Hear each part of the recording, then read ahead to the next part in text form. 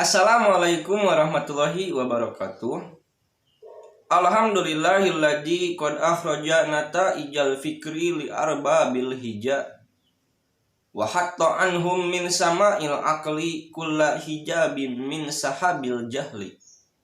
Selamat pagi dan selamat beraktivitas. Pada kesempatan ini kita akan sedikit berbicara mengenai kebenaran di dalam konteks filsafat gitu. Kita awali dengan sebuah pertanyaan yang paling mendasar. Apa itu kebenaran? Kebenaran itu merupakan kesesuaian manusia dengan pengetahuannya yang diekspresikan dalam bentuk tulisan, ucapan, dan perbuatan dan kenyataan yang ada. Dari definisi tersebut kita dapat mengetahui unsur terpenting dalam menentukan kebenaran, yaitu adanya kesesuaian antara unsur pengetahuan dan unsur kenyataan.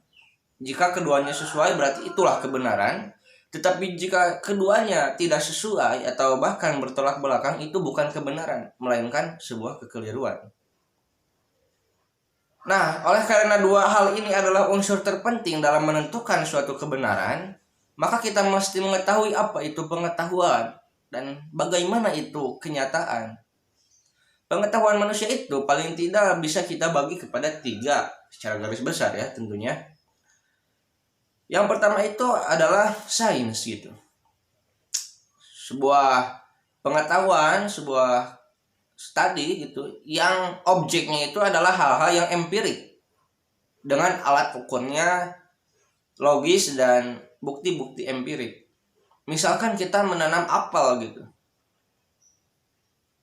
Bibit apel kita tanam di tanah, dan kemudian kita ingin mengetahui bibit apel ini jadinya akan jadi apa gitu. Apakah akan jadi semangka, apakah akan jadi mangga, apakah akan jadi jeruk, apakah jadi apel itu sendiri.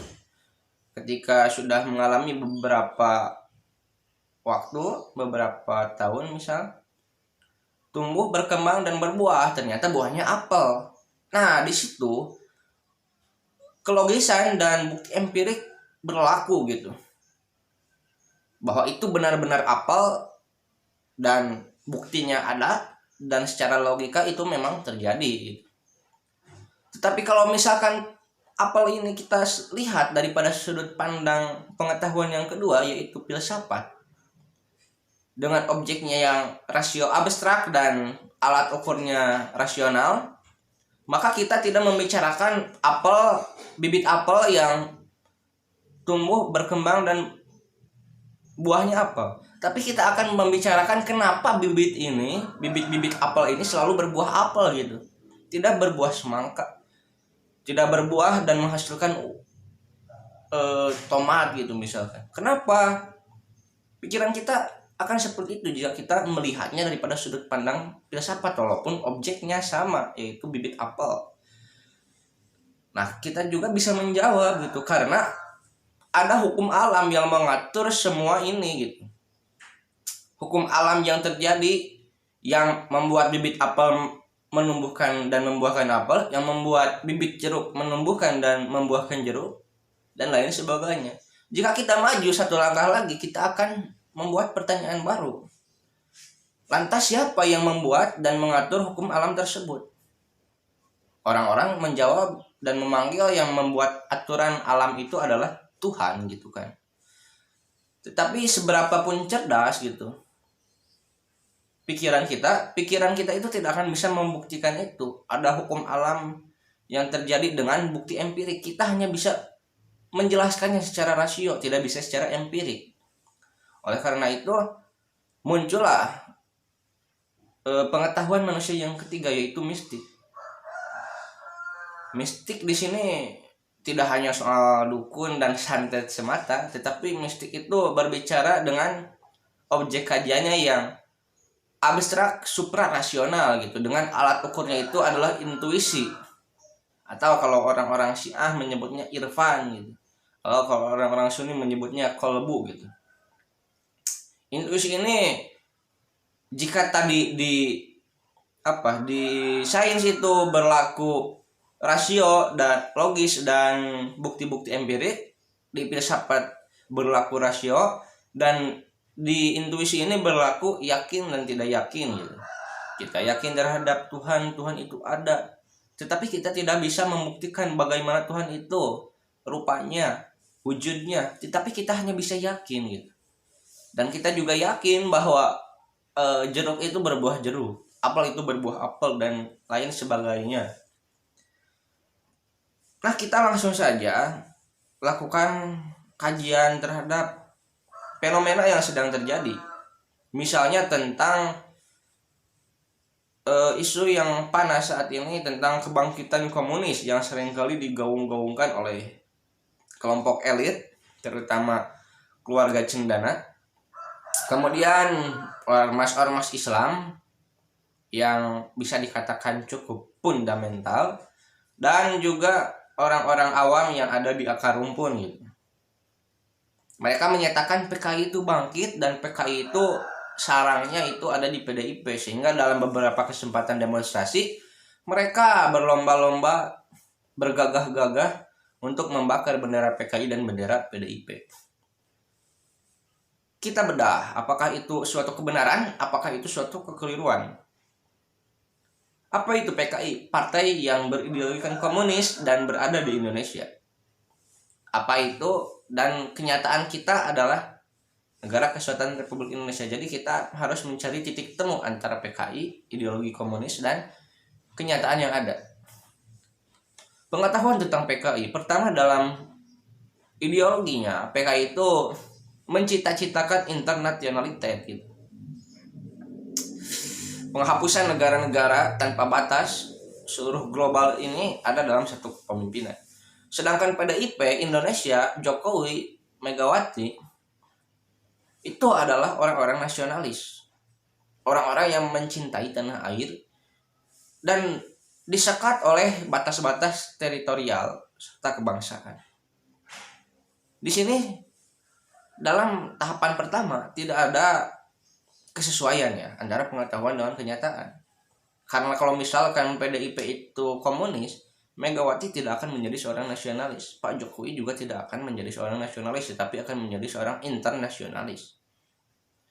Yang kedua, dalam komunis itu menganut sistem diktator proletariat gitu, di mana segala bentuk ekonomi dan lain sebagainya itu tergantung daripada keputusan pimpinan tertinggi, presiden tertinggi. Tetapi Jokowi tidak seperti itu. Jokowi masih seperti biasanya gitu Indonesia, ada BUMN dan ada yang swasta. Kalau misalkan PKI benar-benar bangkit dan PKI itu adalah PDIP, maka Jokowi tidak akan memisahkan gitu. Tapi Jokowi akan melakukan nasionalisasi gitu terhadap perusahaan-perusahaan yang ada. Dan kebijakannya pasti akan diktator, tidak akan musyawarah mufakat.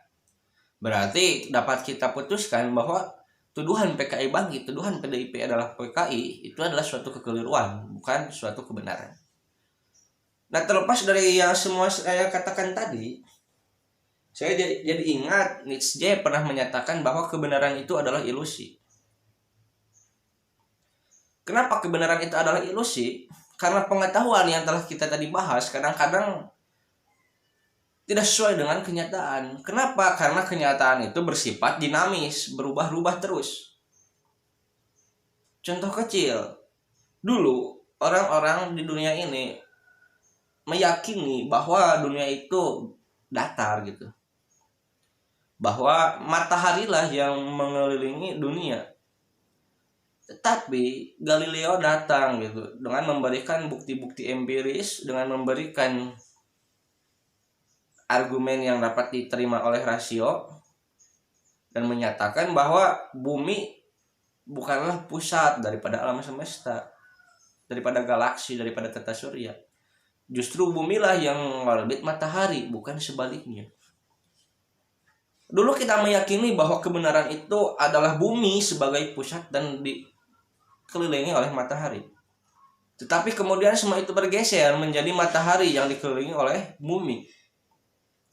Nah, di sini dapat kita pahami bahwa kebenaran itu memang terkadang apa ya, mengandung ilusi. Dan di sini juga kita dapat pahami bahwa kebenaran itu tidak mutlak, melainkan relatif. Bisa benar, bisa tidak. Sekarang kita atau saya ada di ruangan ini, itu benar. Tetapi bagi orang-orang yang jauh dari sini, mereka tidak akan tahu, mereka tidak akan menyatakan bahwa saya akan berada di sini karena mereka tidak mengetahui bukti empiris. Dan boleh jadi saya sekarang ada di ruangan ini, tetapi beberapa detik lagi saya bisa out dari ruangan ini, begitu. Nah, hanya segitu yang bisa saya sampaikan. Mohon maaf atas segala bentuk keterbatasan, dan ya demikianlah adanya. Makanya menurut David Hume, sebenarnya tidak ada kebenaran tanpa adanya indera gitu, indera manusia. Karena tanpa indera manusia tidak akan ada pengetahuan. Meskipun kita punya rasio, meskipun kita punya intuisi, tetapi kita tidak punya panca indera, tidak bisa mendengar, tidak bisa melihat, tidak bisa mengucapkan, tidak bisa menulis, tidak bisa berbuat, maka kebenaran tidak akan ada. Yang ada hanya ilusi gitu. Maka saya simpulkan, terkadang kebenaran itu adalah kebenaran itu sendiri, dan terkadang kebenaran itu mengandung sebuah ilusi. Mohon maaf, terima kasih. Wassalamualaikum warahmatullahi wabarakatuh.